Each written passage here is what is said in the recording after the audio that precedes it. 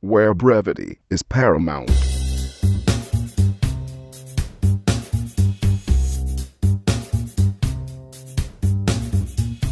Hello and welcome to episode 11 of Chet and John's Reassuring Finite Gaming Playlist. My name's John Denton and with me as always is Chet Roivas. What happening?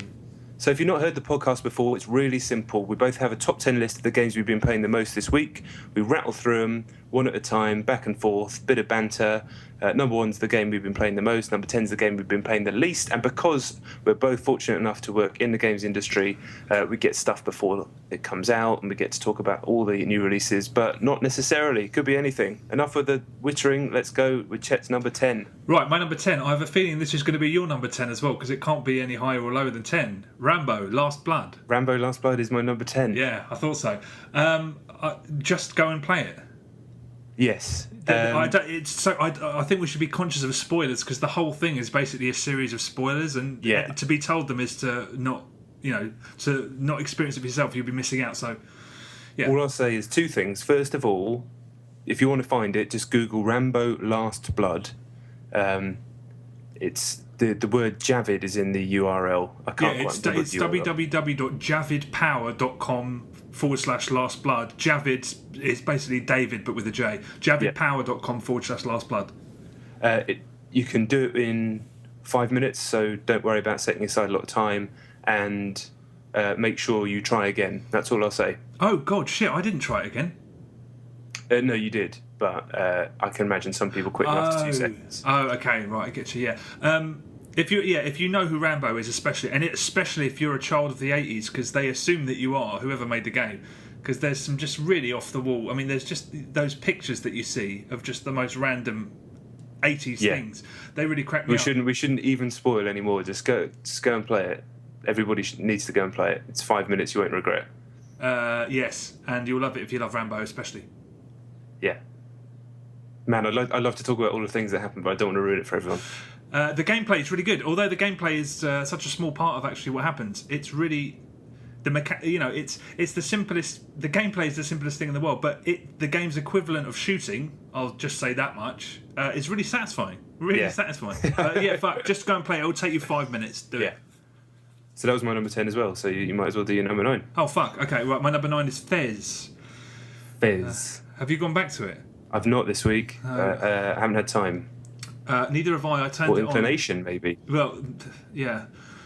When you said last week that people were advising others to go and basically cheat, I went back and I did that, and it gave me no pleasure whatsoever. Did it not? I got a couple of puzzles and I found out how they were. I realised how the puzzles actually functioned, and I realised that there's a lot of codex on the wall to try and give the answer. I didn't even realise that was the case.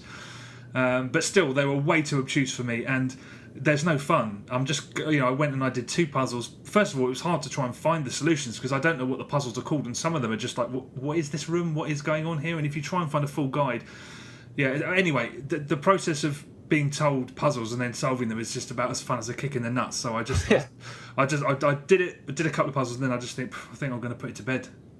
Yeah, I don't know what to do about Fez because I was struggling with the not obtuse stuff because of the stuff that I talked about last week with my sense of direction.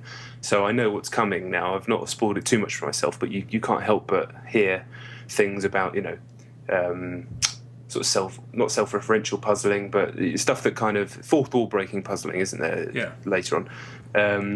That doesn't sound massively appealing in that context, but I am intrigued by it at the same time. So I'll still say if it's worth paying 800 points just for the first 3 hours, because it's a really, really, really good, if not, not amazing, but it's a very, very good platformer. I'm very interested to see how many people bought the game because of they thought they knew what it was, and then it turned out not to be what they thought. I'm really interested because people just seem to be unanimously loving it, and I haven't heard a lot of people saying that they don't love it. Really, I've heard a few other games journalists, just quite a lot of people just saying it's not for me. I kind of respect what it is and what it does and what it tries to do, but it's not for me. I worried within half an hour that I was going to be in that camp. I'm not going to write it off yet. I will try and find time to go back. I'll try and set aside a little bit of time to really try and go back and give it my best shot, but I'm not confident then I'm going to get through it. Yeah, I think I'm done. I respect it and I advise people to buy it, but yeah, I have to say the same thing. It's not for me. So, Fez.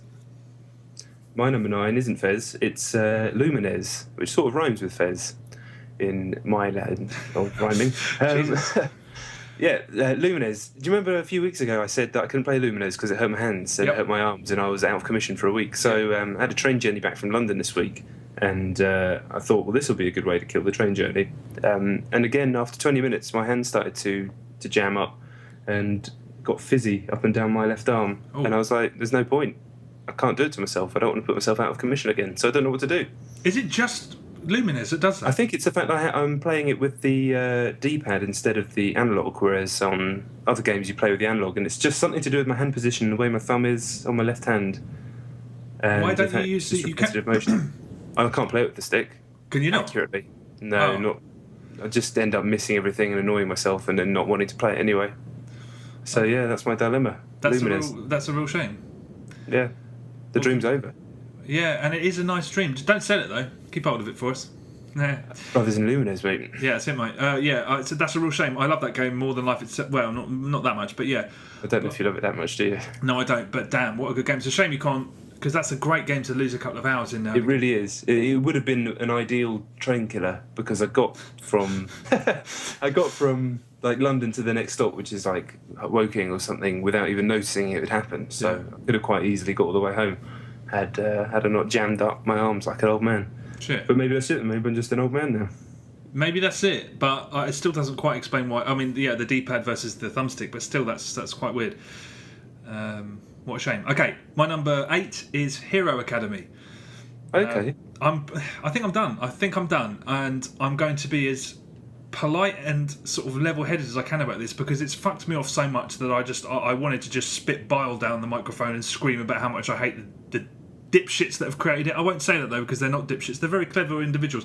I just can't appreciate this game. As I've said before, the 5 moves at a time thing feels like such a ridiculous stricture, and it even feels like a gimmick. I'm like, why did they do it? It's to make itself, to make them stand apart. I understand it's an iPhone game, so most games have to be. You can't have goes that last forever, but it wouldn't last that long anyway. It's quite a small game, and the 5 moves, I can't get my head around it. Apparently, it's a basic. Apparently, it's just a complete lift of a board game called Dominion. I've heard. And so you only get 5 moves. I don't know. I mean, I shouldn't throw that sort of information out there because that's based on one guy I heard saying it once. I have no idea what Dominion is. I have no idea what the rules of it are. I probably shouldn't have even said it because it might not even be true. But it's also a fact that it's a lift of Dominion. Okay, well, I mean, I had no idea, but the five moves thing just bothers me. It bothers me. I feel like I can't strategize properly, and it's starting to feel like it's a gimmick, a way for them to stand out when they didn't need it, because the actual fundamentals of the game are really, really solid. But the other day, whilst playing a friend and getting absolutely fucked by he's paid for one of the DLC bundles, and I've had this back and forth. I wonder if they're overpowered, and do you know what? They really fucking are overpowered, and that's a really snidey way of trying to get money out of people. More snidey than cheat your way to a higher ranking and all that stuff. It's really, really bent. And I don't know. I've beaten the dwarves with the first guys though, more than once. I'm sure it's possible, but I picked if they are on a level pegging. Why did the 6 games that I started over the last week and then subsequently didn't play all had DLC and all used the DLC characters? And our friend Zeno, I was playing him. He took out 3 of my people in one move with this stupid super slap thing, which there was no other. He didn't, stick a spell on any of the person. It's just it felt so ridiculously overbalanced, and I've now decided that's the case, and it's fucking pissed me off. So I'm done. It's over. It's over. I stopped playing it a while ago, but I like what I played the month or so I spent with it. I've wanted to love it every time I've played it, and I just don't. It's just it bit by bit, it's pissed me off more and more. And the realisation that the DLC characters are way overpowered, and I honestly, from everything I've seen, I can't conclude anything other than that. I'm fucked off. Seems like a really, really snidey way, as I said, to get money. It is the classic snide. I'm still not sure about it, but. I've seen enough to commit to me, so fuck it. I'm done. I'm not going to delete it from my phone, but you do always think people are cheating whenever you lose at anything. No, but not in. What are you talking about? every time we've ever played Halo or any game. Oh yeah, but that's when we get stuck in those rooms where there's loads of cheaters.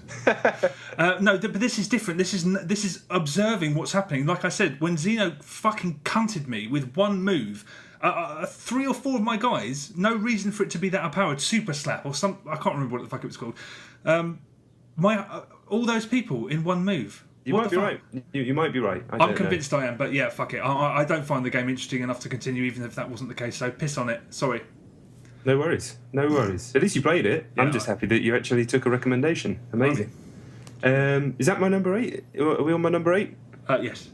Right, my number 8 is The Witcher 2, which is probably going to be low down in my list every single week for the rest of the time, so I've got no time in my life.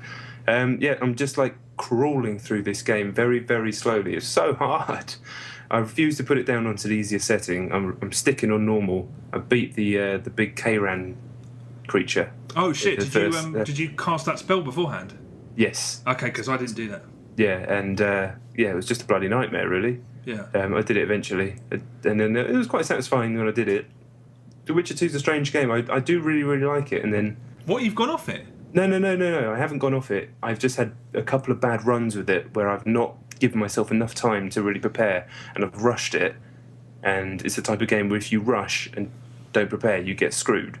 You get smashed up every single time. You need to take your time to oil up your swords and meditate and take the right potions and buff that's why it's so good. You've got to prepare. No, this isn't the game's fault. This is my fault. So I've just had a couple of bad runs with the game, and I need to set aside some proper time, whenever the hell that will be. God knows. I don't even know why I say stuff like that. But one day maybe, where I can really, really get into it over the space of a good few hours and get into the flow of it again. Like I did when I first started, I had that time for the first 5 or 6 hours, and I haven't found that again. Have you got out of Flotsam? No, because, like I say, it's just I spent 2 hours the other week just dying and got nowhere, and not too dissimilar thing happened this time. So, I just need to be a better Witcher. Yeah, I mean, don't be shy about putting it down to easy. I tried it on easy for a bit. It's not a walkover. It's not. No, I'm sure it's not. I'm sure it's not. But I like the fact it's as hard as it is as well. That's the strange thing. Even it's never fucking me off. It's just, I'm always like, I've got to pay more attention. I've got to set traps. I've got to throw bombs. But I'm rushing it. Okay. Well, that's it. Does it gets better as it goes on, and Flotsam, although it also gets easier because as you start to sort of level up, so to speak, it does get progressively easier. But yeah, also I haven't played it this week, but it's still on my shelf, and I'm going to rinse it shortly. Yeah, there's no doubt that I'm going to go through it, but it also makes me think that I should go back to Skyrim first because I've got to get that done. These games are too big. They're not designed for 30-year-old men with stuff to do. Yeah, but I'd put this over. I'd put this over Skyrim. I think it's a better game. They're very different. Skyrim's a game about discovery, which is a game about pursuing a narrative. But yeah. All right. My number 7 is Need for Speed Hot Pursuit. Oh really? You gone back to it? I've been meaning to go back to it for ages. That'll always be on my shelf. Burnout. I think Burnout Paradise is Criterion's masterpiece, but it took me a little while to get that game, and for a long time before I really understood what it was, I was just like, give me Burnout. I want structure. I want do this level, get this medal, and then that's what Need for Speed Hot Pursuit is. I think it's incredible. I still think it's incredible. Just a fantastic game. So much content. And the only issue with it is that me and a friend went online. Well, actually, we've been online with it probably 10 times in the last few months, and you can't get a game. Can you not? It's just dying out, is it? But I don't understand why. I bet you people are still playing Paradise, and I bet people are still playing the fucking Run. But no one, literally can't even find one other person to play with. And it's just like, how can such a great game that's not even that old, but just be dead online like that? It's such a fucking good game online. It's as good. It is. It's as good online and off as Burnout Takedown and Burnout Revenge. It's just a fantastic game. I know Need for Speed lovers didn't really like it because it wasn't a Need for Speed game. It's a fucking Burnout game. But yeah, man, I just love it. I'd played some of the single player levels anyway. It's just really cinematic. I like the music, and that they have a real way of making it seem cinematic that most sort of developers would give their right arms for. It's really fucking great. Unbelievably exciting at times. Yeah, really. I mean, like when the choppers are flying over and all that chaos is going on. Oh, so good. Such a good right. game. Yeah, I really need to go back to it because I've still probably only done about 2/3 of the single player stuff. If that, I mean, I thought I'd done about that much, and I really haven't. There's so much content on there. Yeah. So many things I kept getting caught up in like Times. autolog. Yeah. All that sort of good stuff. Yeah. And then the situation where 10 other things come out, and you go, we'll go back to that, and then months go on. That sort of DVO. Yeah, that's going to be on my shelf permanently. So I'm going to get it down now and again, as I have done for the last few months. And yeah, I might try and find time to have a go on that actually. Oh, you should. This week. You might. Hell of a game. Oh, it's me, isn't it? Number 7? It is number 7. Saving Private Sheep 2 on the iPhone. But you didn't think I was going to say that? No, and I bet if that's not a free game, that whoever made that game's already bust. No, it's not a free game. It's by Bulky Pix. It's pretty good. It's very good, actually. When you say it's a 69p, right? Yeah. Okay. It is, at first, right, you start and you're a sheep, like you're an army sheep or something, and you're firing a catapult, firing a hedgehog, and I was like, oh no, not again, please, not again, because again, I was doing this for review. And you just think, oh, they've just literally made Angry Birds with a sheep. But it actually is a lot cleverer than that. Every single level is about getting your hedgehog to kill a fox, right? And every single level has a bunch of sheep on it dotted around this kind of maze. And you can fire your hedgehog, and it can bounce off walls, and you have to fire it between your sheep using an Angry Birds type mechanic. So after a couple of levels, getting your head around it, there's a lot of stuff like bouncing your little hedgehog off 3 walls at the right angle so it lands in the next sheep's hands. It's like, whereas Angry Birds is trial and error, just kind of blind firing, aiming, hoping you kill everything, this is more considered and deliberate and predictable. So you actually just have to kind of use spatial awareness to work out exactly how you're going to get your hedgehog to the next sheep. Sounds stupid. I was pleasantly surprised. I think it's better than Angry Birds. I think it's a better game. It's what I want Angry Birds to be, because I like... When Angry Birds goes right, I like it, but when it goes wrong, I just think this is just a waste of time. Whereas this only goes wrong because of your own stupidity, as opposed to just physics not working out for you. Very interesting points there. Very interesting points. I'll come back to those. All right. Genuine. Intriguing. Sorry, carry on. Intrigued. That's pretty much it. It is. I mean, it's tough. It's a tough sell. Do you need it? I don't know, but it's worth playing if you want. If Angry Birds is a game that you wanted to be something that it's not. Does that make sense? Yes, it does.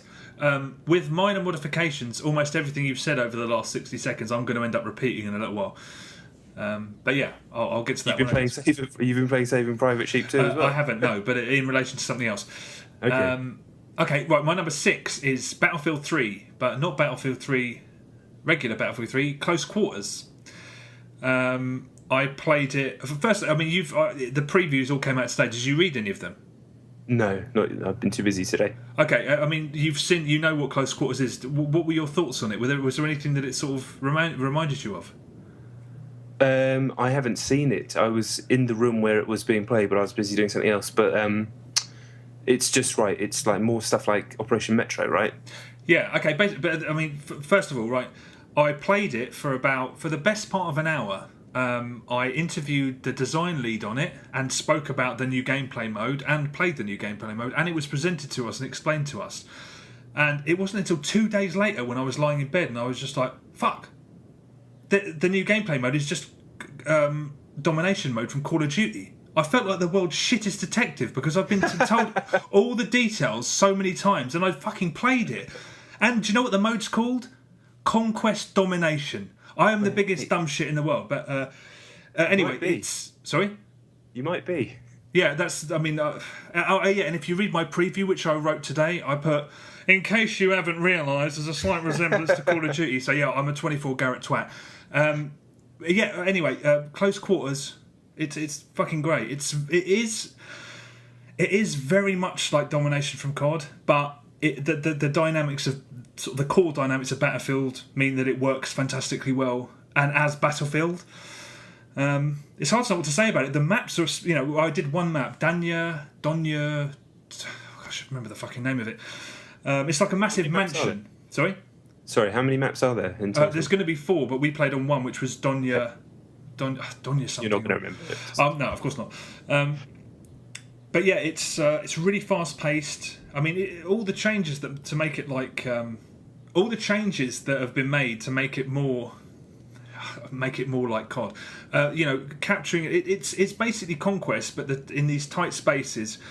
Capturing a flag takes about 3 or 4 seconds, so you're constantly moving around. You can't spawn on your teammates or at the objective. You just random spawn points only. Oh, right. And yeah, initially I was like, everyone's going to be engineers. It's going to be fucking rockets flying everywhere, but it's not, because you have to move around so much and you can't really camp. It's hard something to say about it. It was just it's really, really, really good fun, and the map design is genius. There are so many sort of different routes and sort of corridors and stuff sort of winding around, leading into each other and around. Really, really, really excellent fun. I was expecting it to be good because Battlefield is my boy, but I was pretty much blown away. I can't wait to spend more time with it. Although, when's it out?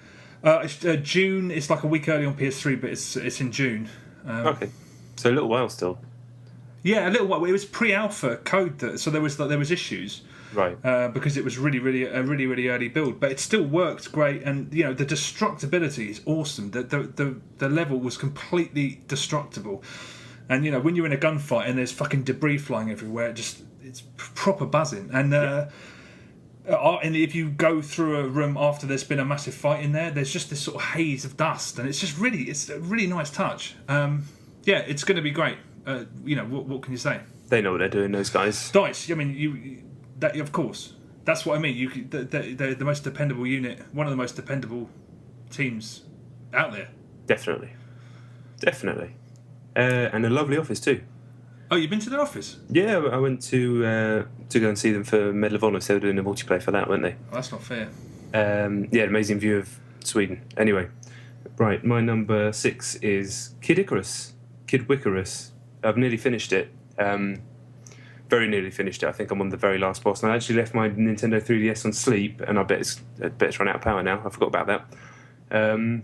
It's not a very long game, but I think the idea is, in fact, I know the idea is that you're supposed to replay a lot of the levels. Have you seen the stuff where you can? It's hard to explain. You can change how difficult the game is going to be, and you bet hearts. Hearts are like the currency of the game. You can bet hearts on how well you're going to do. Does that make sense? So yes. So say, right, it goes from 1 to 9 with like incremental decimal points in between. So you say, right, I'm going to try this level on 8.1. It's going to be fucking hard, and it makes you bet a certain amount of hearts to do that. But the rewards you get in game, if you do manage it, you get like really awesome loot, loads and loads of hearts back if you do manage to finish the level. Okay. And then with the loot, obviously you're crafting new weapons, and there's this whole meta game to it. So whether or not I'm going to get stuck into that and it's going to draw me in, I'm not sure, because I've played through the game and really, really enjoyed it, but I think it turns into a different game when you start playing it on the very high difficulty levels, I think. So yeah, I'm really intrigued by how that's going to work out and whether or not that's going to captivate me. The game itself I thought was excellent. I loved it. Really funny and just classic Nintendo, really. So I shall finish it this week, I'm sure, and report back on whether or not I get stuck into the rest of it. Okay. Well, yeah, it's sitting here. I haven't had the time to touch it yet, but yeah, I'm going to sesh it up big time over the next week. Yeah, I'm sure you'll like it, unless the controls don't work with you, which has been the case with some people, I know. But go in expecting clunky, funny controls. Okay. And it's something you have to kind of learn and teach your brain. Job done. Okay, my number 5 is SAS Zombie Assault 3. What the hell is that? Have you not aware of it at all? No. To be honest, it's gone. Well, it's still on the. I found it on the App Store. It's on the iPhone. I went to either highest grossing or highest rated or highest something or other, and it was in the upper echelons. I think it was highest highest grossing. And it's a free download, and obviously there's built-in, spend money for this, that, and the other, essentially to level up. I don't want to be too harsh on it, but it doesn't work. It's zombies mode from Call of Duty, top down, but the thumbstick doesn't work. It's like there's a thumbstick and there's a shoot button, and the thumbstick moves you around and points you in the direction. but getting it to move into a direction so you're facing in that direction is a fucking nightmare. So you just end up sort of moving around, sort of strafing around in a circle whilst not aiming in a different direction. Pop, pop, pop.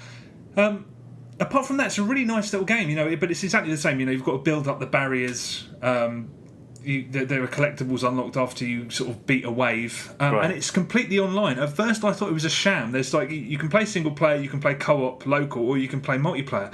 First couple of times, I clicked on multiplayer, and it took me within 2 seconds. Dave XXX 7J Steve, blah, blah, a room full of people, and I was like, that can't possibly have just happened that fast. And I was watching my AI teammates, and I was like, "This is a sham, isn't it?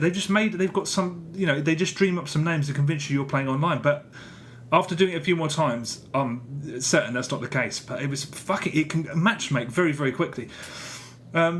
It's hard to say. It's zombies. You can't really aim properly. It's shit. A lot of people seem to be playing it, and the money they make from it is by people who want to level up to unlock the other weapons and stuff. Right. Yeah. Of course.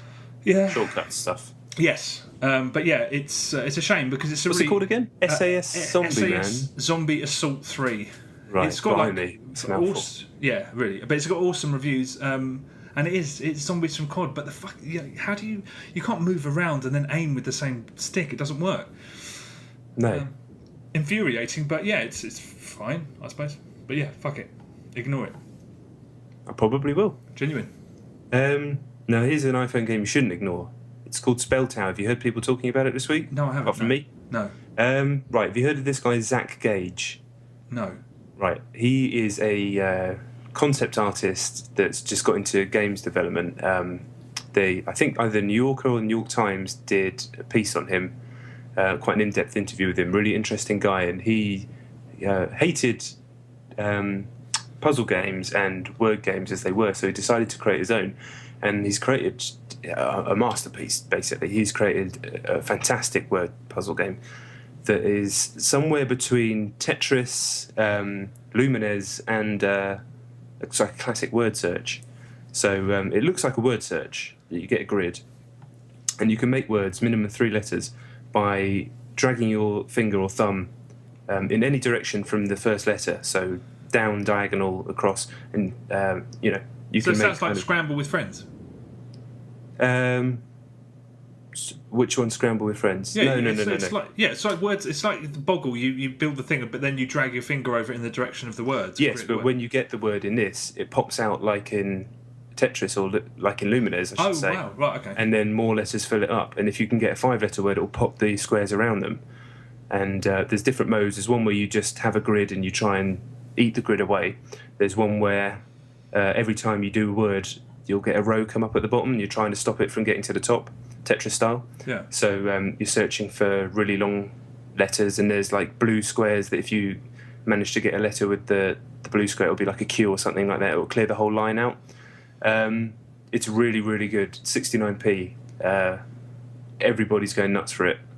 It's a classic. That does sound, that already just from the description sounds. I think I'm going to get that as soon as we finish. It's really, really good, really good. My other half absolutely loves it. I love it. It's has brilliant like sound effects as well. Just as you're playing, it's like bronk, bronk, bronk. Hold on, bronk, it's a completely single player, right? It's not. There's not competitive. No, there is some leaderboards and multiplayer stuff. To be honest, I've not even really examined that kind of side of it because. Yeah. It starts out you have one mode and you have to get a certain amount of points to unlock the next mode. So I was just doing that. None of which is particularly hard, but just so you can get your head around the game. It's just so well designed. It's just a masterclass in design. Spell Tower. Everybody needs to play Spell Tower. Spell Tower. Done. Yeah, I'm going to sort that out. Yeah, you'll love it, mate. Okay, my number 4, FIFA 12.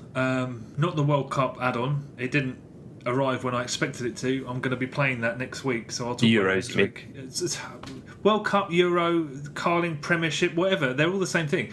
Vanilla. I still love it. There's not a lot to say. I've got not much to say about it. I still think it's a fantastic game. I played 2 games online. I'm incredibly rusty because I've been playing FIFA Street more than FIFA, so I was trying to do a lot of stuff in FIFA Street style. But I won my first game and it was just an absolute screamer. And then the next game I got absolutely creamed by some bastard who did me like about 6-0. It's still great, and then I had a couple of games locally with a mate. It's I still think it's the best FIFA. I don't. Well, I do, but I don't. it's difficult. I think it's better than FIFA 11, but I think there are things about it that make it worse than how I felt about FIFA 11 when FIFA 11 came out. There we go. That's the best way I can describe it. My number 4 is Euro 2012, so I might as well just continue the conversation. Yeah. I was asked to review it, and there's all this stuff about the licenses that's come out now. Now, when I played it, I picked major teams and didn't come across the unlicensed teams literally in any of the matches when I played through the tournament, when I played through the new expedition mode, which is like some weird combination of FIFA and Risk, where you pick a country, you get a bunch of shit players, and then you play neighbouring countries and you basically defeat them and take their territory, and you can take one of the players from their team and then you eventually build like a super team, take over Europe. Apparently it's some of the more obscure teams like Slovakia and stuff. I would have never have known when I played them if they were the real player names or not. I'm just, I do love football, but there's only so much your knowledge can go. But apparently one of the major ones is Wales, and I just didn't come across Wales. So there's that side of it. But what I did like about it is I thought for the price, which I think is 15 quid, which is reasonably steep for a piece of DLC, but considering the tie-in games used to be full price, you're getting all the lovely EA Euro presentation to get you pumped for the tournament, new stadiums, new visuals, new commentary, all that sort of stuff. And it's just like that they do the kind of festival of football thing really well. And you can get bogged down in the licensing issue, and it is a bit of a jip probably, but I mean, I don't know. I think I still kind of stand by the fact that it's a really good piece of DLC. Yeah, but I mean, when all that arose earlier in the week, I was like, you'd never know how much is truth and how much is fiction. But when EA said the amount of money it would have cost us to license all of those teams would have resulted in a full price game, I think some people would have preferred to pay for a full price game. I wouldn't, because I like the football games. When I play them, if they've got a World Cup, Euro, whatever tournament sort of side to them, because it's always countries playing countries. I don't use club football teams very much. I tend to use countries, and I always like those better. But I mean, the fact that there's teams missing, that's going to mean fuck all to me. So I think I'm going to love. I mean, they're still there. They're just the players have got different names. But I mean, a guy like you wouldn't know anyway. Damn straight. I don't even know who's on the England team. So fuck it. Yeah, but the England team is all there. Oh, good for them. But I still think it's quite good, mate. Like, I understand the hate completely, and to be honest, I wish I'd picked it up and mentioned it in my review, because I feel like a bit of a sucker, but it's just one of those things. It's not mentioned in any of the build notes that we get when reviewing stuff. So if it didn't get out in the press, I reckon most people wouldn't have noticed. Yeah, I think you're probably right. Well, it's the Wales issue, I think, that Oh, okay, yeah. Really, so yeah, obviously a lot of Welsh people have picked their team and they haven't got the right names, and yeah. I mean, when you're not told it, and FIFA's always had all the licenses, you don't think suddenly I better check they've got the licenses of obscure European teams who are not in the major tournaments. But yeah, bit of a bungle on my part, bit of a mistake there. But I still stand by the fact that I think it's worth the cash if you want a festival of football to get you pumped for the Euros, which plenty of people do. Genuine. Is Ian Rush is in there, right? Yeah, Ian Rush, all the big names, Stanley Matthews, Alan Partridge, all the big names. Me boy. Okay, right, my number 4 is Battlefield 3, Vanilla Edition. Well, you can't have it twice. Why not? It's 2 completely different games. I won't talk long about it. As soon as I came back from playing Close Quarters, I luckily everyone was on the same wavelength as me, and I texted everyone and we went on for a massive sesh. Incidentally, on the subject of Close Quarters, I'd love to know whose idea it was. I mean, it does sound like as brilliant as it is. Do you reckon EA pushed for that? I don't know. I really don't know. I can't see them being pushed around. Yeah, but I mean, would DICE necessarily... I mean, the thing I will say is that when you go and search for servers on Battlefield 3, so many of them are like Sane Crossing only, Operation Metro only. I mean, there is vehicles in Sane Crossing, but only one. So people seem to love those, myself included, those inventory-based maps. So yeah, well, I know Metro's the most popular map on all systems, isn't it? Is that doesn't surprise me at all. That came out today in the Eurogamer interview, I believe. Oh wow, okay. So I think maybe it was just based around that, or maybe they already had a plan, or maybe it was EA. But yeah, who knows? But anyway, Close Quarters is brilliant. But yeah, we had a massive sesh. Almost didn't play because the matchmaking system. Now, when I suspected last week that EA have canned all their servers, I'm pretty sure they have. I searched extensively for official EA servers, and like I said last week, I found a couple of DICE ones and nothing. But anyway, when you if you select Quick Match Rush, it'll throw you into a random Rush game, and it could be a roster that has Ian Rush, me boy. It has nothing but Conquest and one Rush map, so we were endlessly jumping out of lobbies, jumping back into lobbies, and I can't stress this enough. If you play Battlefield, get used to that favourite button as soon as you've played a decent round, because it will favourite the server and you can jump straight back in it. Right. Yeah, I mean, it's starting to feel like coming back home now. After that weird sketchiness with the patch where you still find your feet, I'm loving it. Tanks are still too easy to destroy and hard to heal, but man, we had a blast the other night. I'm coming back to it, mate. There's 3 things I'm going to do in my life, right? What was it? Oh yeah, Need for Speed was number 1. Yeah. Number 2, I'm coming back to Battlefield because I've been inspired by all the coverage today. It's probably just like classic subliminal advertising, but fuck it, I don't care. And third one is I'm going to set the Wii back up and play some Wii games. Okay, I don't believe in real life, none of these will happen. Yeah, but especially not number 3. Yeah, of course not. But at least I'm definitely thinking about doing it. Yeah. Thinking about it. It's a thought. Am I number 3, or do you just want to talk about Battlefield for the rest of the podcast? Well, I mean, I'd like this to be the Chet and John's reassuringly Battlefield podcast. No, I've got nothing more to say. It's great. It's still great. Nothing to say. Make favourites if you're on your server lobbies, because otherwise you're going to get fucked about and get pissed off and turn it off. Number 3, Bloodforge. Bloodforge is a new Xbox Live downloadable game from Climax, the people who did Silent Hill, Shattered Memories, and a shitload of games over the years. When I first booted it up, I was so amazed. I was like, how can this be an arcade game? It looks amazing at first. It's basically like chunky Conan God of War type deal, but it looks like a retail game. Kind of looks a bit like I Am Alive, that kind of visual effect, the muted colours. Yeah. At first it was really good. You had like a big guy and a bunch of stuff happens, his wife gets killed, usual typical story, but it was like handled quite well, and I was writing stuff down like economy of words and things, stuff where I was like, this is going to be good. And then after an hour I was like, fucking hell, this might be the worst game I've ever played in my life. Jesus. Yeah, I mean, it's not. That's just, I do say that every time I'm playing a game that I don't like even a bit, so I have to kind of check myself a little bit there.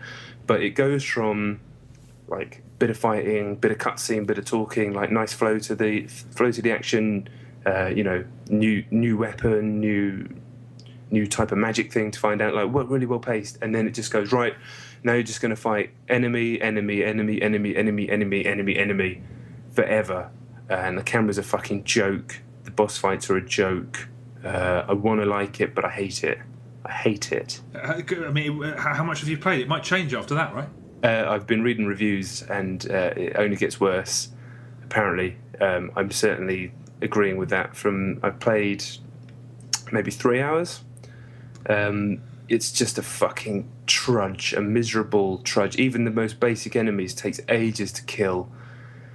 There's no AI. The combat's just button mashing. There's some combos in there, but you can't see what you're doing because the camera's so bad. And yeah, it's just horrible. All they needed to do to make it a real fun riot is cut the number of enemies you're fighting down by half. It has some really stupid design choices as well, like your health bar. I was on this boss just before I did the podcast, a really fucking hard, stupid shit boss, like a game from the PlayStation 1 era, and every time you respawn, you have like a quarter of your health bar, and there's no other saves or anything. You can't go back to a previous save or anything. You'd have to restart the entire level or just battle through, and I managed to find an exploit where I could run around the edge of the arena and shoot them with my crossbow, and it took me about 20 minutes. Do you remember when you had to do stuff like that? Yeah, I mean, I was just going to say, that sounds like one of those old games where you have no choice but to find a way around the game. Exactly. You have to outsmart it, yeah. Shit, that sounds fucking toilet.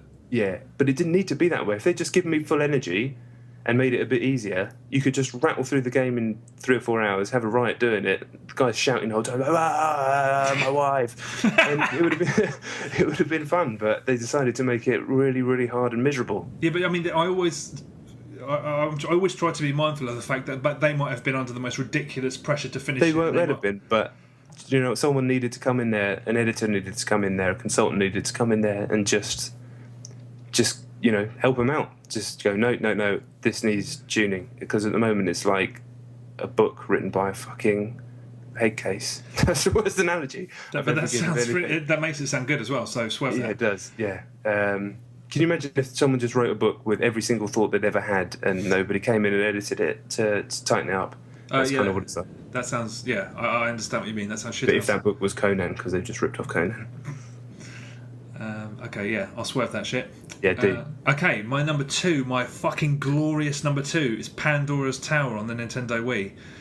So you were talking about this in the week when we saw each other in the real life. Yeah. So I'm interested to hear what you have to say.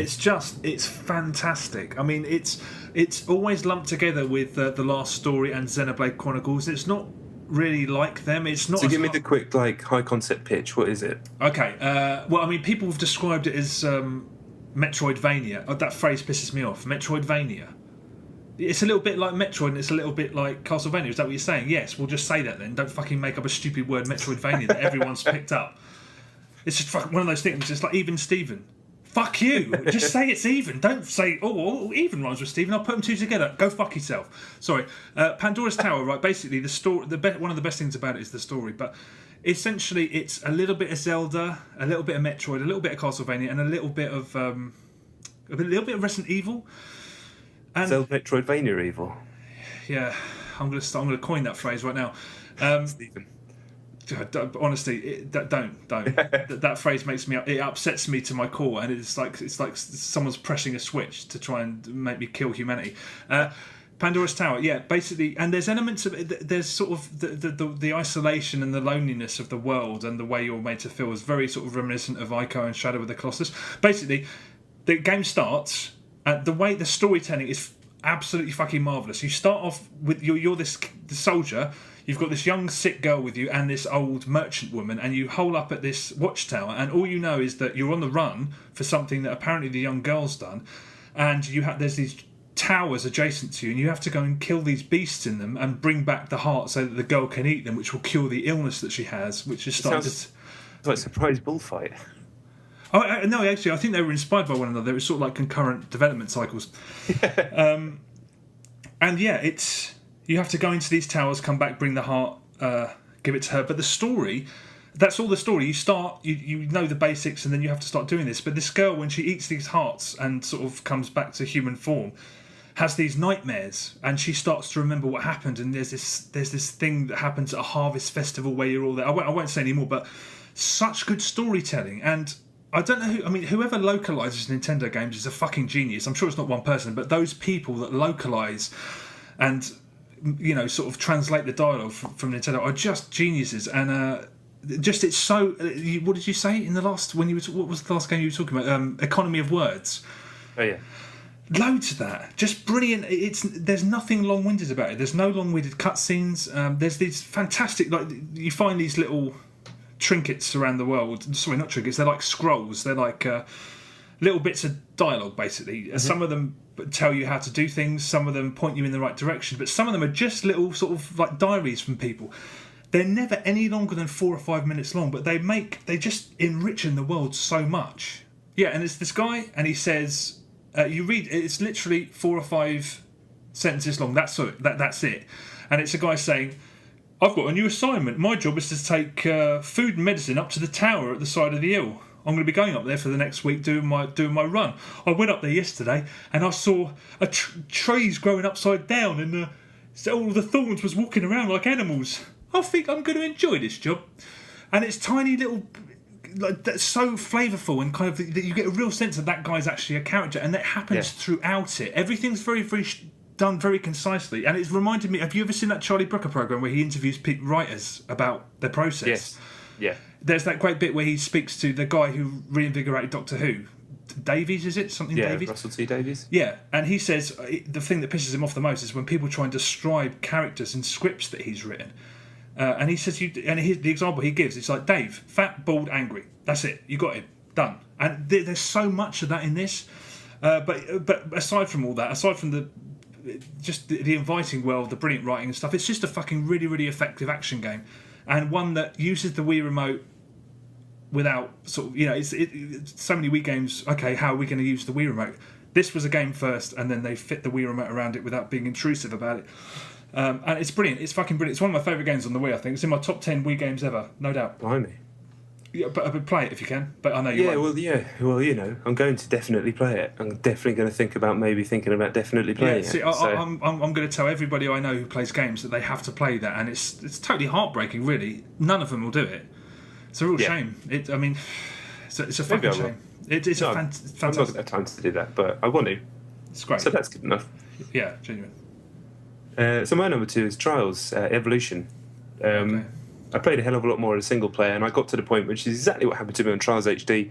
I got to the point where I restarted one checkpoint about 50 times, and I went, no more.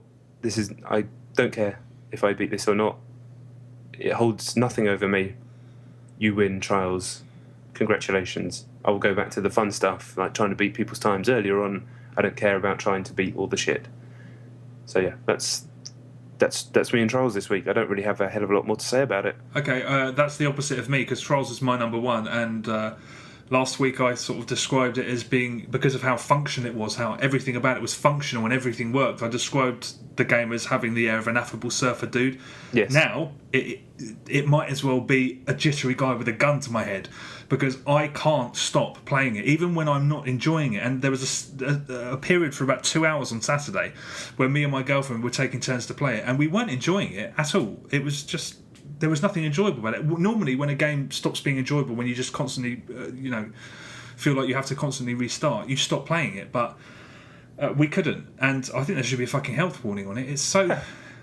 It's it's the most addictive game I've ever played in my life. So you're talking about one of the harder levels where you're just trying to get over a box or whatever? No, I'm not. I'm talking about. I'm already getting exhausted. Every few minutes, I get a text from Rate going, "You think you got the fucking high score on that level?" And I'm just like, "No, not again." It's just the simple levels but it's so precise. The tiniest movement can fuck you, and then it's too easy to restart, and you're always near the beginning because apart from one level, they're tight, short levels. And I've stopped enjoying it. It feels like, I mean, it's without a shadow of a doubt, if I reviewed it for a magazine, 10 out of 10. It's a 10 out of 10 game. It's a remarkable game, but I can't. It's too compulsive for me. I find it really hard to stop playing it. I mean, when I say I had to say no, I mean I had to say it out loud to myself to tell myself to stop doing it, because I'm a man of limited free time, as we all are. Yeah. And I'd spent 20 minutes, basically, I think not 20 minutes, 10 minutes trying to get over this fucking ledge. And at that point, I had to actually tell myself, no, John, you're going to put the controller down. This isn't helping anything. You're achieving nothing with your life. That's Stop. it. But that's the aim of the game. Everything in the game is trying to get you to do that. Everything from the only way it could be worse if there was an autolog style system messaging you every time a mate had beaten you. Yeah, I know. I was thinking it should have that, and then just like I'm kind of glad it doesn't. No, I'm not even playing. I'm going back to earlier maps and trying to sort of precisely beat some friends' high scores. But, oh no, that's what I'm doing now. I'm going back to that. So, but I'm definitely still in the danger loop. But it's what I can't get my head around is that you're not even really progressing or learning anything, because every time you do it, the slightest thing will fuck you over. Through no fault of your own, the tiniest millimetre further on the thumbstick, you'll fuck your run up. Yeah. So it's just like, I'm just like, what do you want from me, blood? I don't know what to do. It's like, I love the game so much, and I think it's a masterpiece. But I haven't. I just like, it's the epitome of pointlessness. It also doesn't help that we have a mutual friend who has a hell of a lot more free time than both of us, and is extremely good at this sort of thing. Yeah, I mean that would be irritating. But even if I wasn't trying to beat high scores, I find something so. I was sitting there for the best part of an hour, just like, I'm not enjoying this. I couldn't put it down. That's just me, admittedly, but yeah. I think that's many people, and I felt it happening to me. That's why, like I said, it was definitely happening to me, and I had to force myself and so almost like I needed to slap myself in the face. I didn't. I completely stopped enjoying it. I was getting no enjoyment out of it whatsoever, which is a shame, because it's such an. Although, like I told you, the most entertaining thing you can do on that game is a 4-player simultaneous run at Gigatrack. Fantastic fun. That. I mean, I've only done it on my own, which was great. But I want to do it with other people. Yeah. I kind of wish there was more tracks like that. Although that they start trying to stitch you up at the last second when you're on a perfect run. But that's the game. So that was your number one, right? That was my number 2 and your number 1. Yeah. So my number 1 this week is Sniper Elite V2. I guess it's version 2. I guess that's what it means. It's basically a remake, isn't it? It is. I mean, I think I think it's under embargo for review. So what I'm going to do is there's a 1-level demo out there, which is the first level. So I'm going to kind of concentrate on that just to not overstep any marks. I played the game, but you can kind of get the gist of it from talking about that anyway. Rebellion are not known for making amazing games in the recent history. They never did. I'm not. I'm just that they've had a checkered history in the past few years on this generation of consoles, at least. This is their best game in a long time. It's still flawed and feels archaic in many ways. There are parts where you'll walk over invisible lines in the map, and soldiers will just run out at you, like really obvious joins in the levels that don't really happen in modern games anymore. But it's a sniper game, it's a niche game, and the proper definition of the word niche. You know, people use niche for something that's just really obscure and no one will play it. That's not what a niche is. A niche is something that has a very specific audience that would spend a lot of money on that thing. That's what niche is, niche marketing. This is a very much a niche game, and I expect it to do well. And it is a game specifically about sniping, and it has the best sniping in any game. It just does. Why? What's so good about it? Not only do you have to do all the cool stuff that you have to do in Battlefield, but was originated in the first Sniper Elite with gauging for wind, gauging for distance, gauging for leading a target if they're moving, all that good stuff. It has the most audacious kill cam in the history of games, and I'm not joking. It will get you out of your seat, like roaring on your own. What? Because it's funny. It's hilariously violent. I mean, unbelievably violent. Skulls shatter. It's all done in X-ray, like the Mortal Kombat X-ray moves. Yeah. You'll see like a skull shatter and a bullet pierce through the brain, burst an eyeball. If you catch them through the hips, it'll slide through and burst their testicles. You can pierce the heart. I mean, it's disgusting. It's like horrendous. I don't know why I like it. I don't know why I do, but I know I'm not alone. There's something weird in the male human psyche, or maybe any human psyche, that seems to take great pleasure in watching other people testicles explode. I mean, it's hilarious, but every single time it's that kind of mixture of should I laugh or should I be upset, but I want to do it again immediately. That is so compelling. It's so satisfying to snipe people in the game that it kind of overshadows all the dodgy stuff for the rest of the game. The crap set pieces, the occasional graphical glitches, the really crap design choices later on in the game. I shouldn't even talk about them. Does your character talk? Yeah. What does he sound like? Only in cutscenes. Oh. He's a white guy that sounds like Vin Diesel doing like Vin Diesel doing his gruffest ever accent. Oh, or Michael Clark Duncan. Yeah. I'm not even going to attempt it. That noise just then was my attempt at what he sounds like. But yeah, he's really good at sniping. Really good. And there's like a hold your breath. You can hold your breath like you can in every game, and it will bead a little red diamond that gets smaller and smaller and smaller, so you can shoot someone through the tiniest little gap, and you watch the bullet fly in slow motion. It will go through a tiny little gap in the crate, and the guy's head shatters, and one hit his teeth. It got stuck in his teeth. Mate, the demo of the first level's up there now. Everyone should play it just for the fun of doing that. And it's like a really tactical, slow game in a really cool way. It doesn't feel like anything else. It's ropey as fuck as well in many ways, but that's Rebellion don't do polish. No, this is the most polished game they've done in a long time. I mean, it doesn't. It feels like a labour of love, and it is, I think, for them. But I think it's going to do well. Cool. I think people are going to like it. Genuine. Okay, all right, that's us done. Once again, I'm starting to regret ever concocting the 20 games in 40 minutes tagline, but we're going to continue trying to get everything done in that time. And we'll continue calling the podcast that every time we post it up on the website as well. And everyone can see that we're liars. Yeah. But thanks very much for listening. Check out the website if you haven't already, www.thefiniteplaylist.com. Our Twitter feeds are on there and whatnot. But yeah, thanks for listening. See you next week. Yeah, thank you very much. Peace out.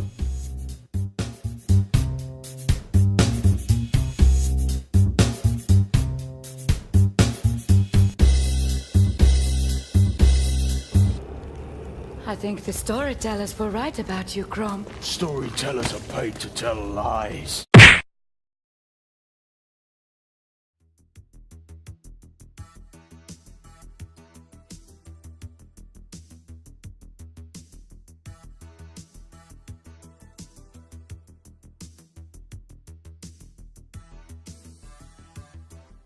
Not experience it for yourself, you'll be missing out. So, yeah. All I'll say is two things. First of all, if you want to find it, just Google Rambo Last Blood. It's The word Javid is in the URL. I can't it's quite remember the URL. www.javidpower.com/last blood. Javid is basically David but with a J. Javidpower.com/last blood. You can do it in 5 minutes, so don't worry about setting aside a lot of time, and make sure you try again. That's all I'll say. Oh God, shit! I didn't try it again. No, you did, but I can imagine some people quit after 2 seconds. Oh, okay, right, I get you. Yeah. If you know who Rambo is, especially if you're a child of the 80s, because they assume that you are, whoever made the game, because there's some just really off the wall. I mean, there's just those pictures that you see of just the most random 80s things. They really crack me up. We shouldn't even spoil anymore. Just go and play it.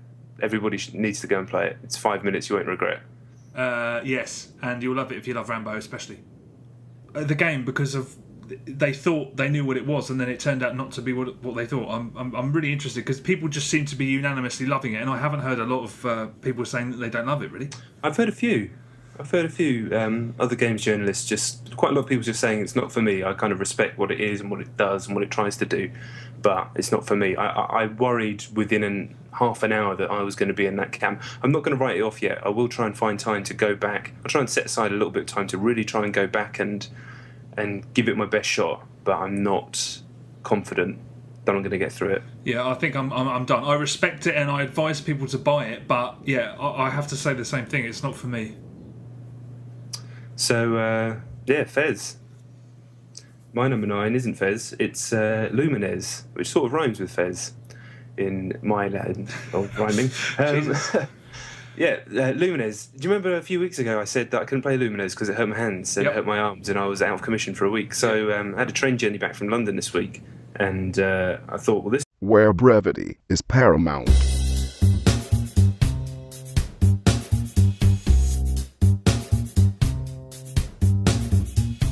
Hello and welcome to episode 11 of Chet and John's Reassuring Finite Gaming Playlist. My name's John Denton, and with me, as always, is Chet Roivas. What's happening? So if you've not heard the podcast before, it's really simple. We both have a top 10 list of the games we've been playing the most this week. We rattle through them one at a time, back and forth, bit of banter. Number 1's the game we've been playing the most. Number 10's the game we've been playing the least. And because we're both fortunate enough to work in the games industry, we get stuff before it comes out and we get to talk about all the new releases, but not necessarily. Could be anything. Enough with the wittering. Let's go with Chet's number 10. Right, my number 10. I have a feeling this is going to be your number 10 as well, because it can't be any higher or lower than 10. Rambo, Last Blood. Rambo, Last Blood is my number 10. Yeah, I thought so. Just go and play it. Yes. I think we should be conscious of spoilers, because the whole thing is basically a series of spoilers, and to be told them is to not, there's no fun. I'm just, I went and I did 2 puzzles. First of all, it was hard to try and find the solutions because I don't know what the puzzles are called, and some of them are just like, what is this room? What is going on here? And if you try and find a full guide, anyway, the process of being told puzzles and then solving them is just about as fun as a kick in the nuts. So I did it. I did a couple of puzzles, and then I just think I'm going to put it to bed. Yeah, I don't know what to do about Fez because I was struggling with the not obtuse stuff because of the stuff that I talked about last week with my sense of direction. So I know what's coming now. I've not spoiled it too much for myself, but you can't help but hear things about sort of not self-referential puzzling, but stuff that kind of fourth wall breaking puzzling, isn't there? Yeah. Later on, that doesn't sound massively appealing in that context, but I am intrigued by it at the same time. So I'll still say if it's worth paying 800 points just for the first 3 hours, because it's a really, really, really good, if not not amazing, but it's a very, very good platformer. I'm very interested to see how many people bought. Yeah. Man, I'd love to talk about all the things that happened, but I don't want to ruin it for everyone. The gameplay is really good. Although the gameplay is such a small part of actually what happens, it's really it's the simplest. The gameplay is the simplest thing in the world, but the game's equivalent of shooting, I'll just say that much, is really satisfying. Really satisfying. Just go and play it. It'll take you 5 minutes. Do it. So that was my number 10 as well. So you might as well do your number 9. Oh fuck. Okay. Right. My number 9 is Fez. Fez. Have you gone back to it? I've not this week. I haven't had time. Neither have I. I turned or it on. inclination, maybe. Well, yeah. When you said last week that people were advising others to go and basically cheat, I went back and I did that, and gave me no pleasure whatsoever. Did it I mean, not? I got a couple of puzzles and I found out how they were. I realised how the puzzles actually functioned, and I realised that there's a lot of codex on the wall to try and give the answer. I didn't even realise that was the case. But still, they were way too obtuse for me, and